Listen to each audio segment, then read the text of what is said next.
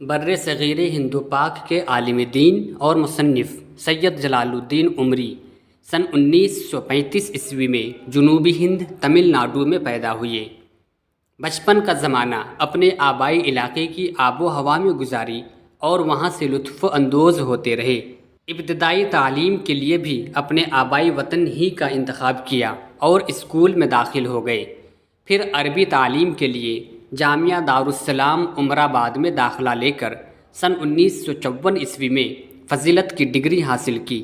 اسی دوران اعلیٰ تعلیم کے لیے مدراس یونیورسٹی کا رخ کیا اور فارسی زبان و ادب کی ڈگری بھی حاصل کی۔ اس کے بعد ان کے اندر انگریزی زبان و ادب میں دلچسپی پیدا ہوئی اور اسی دلچسپی نے انہیں علی گڑھ مسلم یونیورسٹی میں داخلہ کر دیا، جہاں سے انگریزی میں گریجویشن مکمل کیا۔ سن 2007 سے 2019 تک آپ جماعت اسلامی ہند کے امیر رہے۔ آپ ہندوستان کی تحریک اسلامی کے چوٹی کے رہنماؤں میں سے تھے۔ دعوتی اور تحریکی سرگرمیوں میں انتہائی مصروف رہنے کے باوجود اسلام کے مختلف پہلوؤں پر آپ کی بیش قیمت تصانیف آپ کی عظمت و قابلیت کا زبردست ثبوت ہے۔ مولانا عمری جماعت اسلامی ہند کے سابق امیر رہے ہیں۔ اسی طرح جامعۃ الفلاح بلریا گنج کے سربراہ بھی رہے ہیں۔ اس کے علاوہ بہت سی دینی و ملی تنظیموں اور اداروں کے ذمہ دار رہے ہیں۔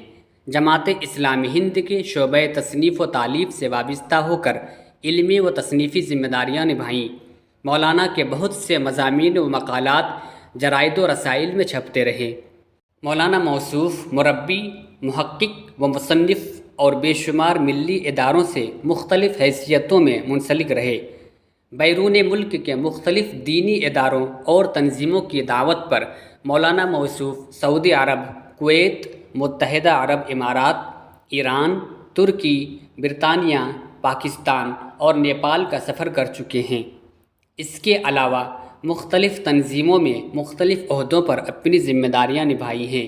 مثلاً جماعت اسلامی ہند کے سابق صدر، آل انڈیا مسلم پرسنل لا بورڈ کے نائب صدر، جامعۃ الفلاح بلریا گنج اعظم گڑھ کے شیخ الجامعہ۔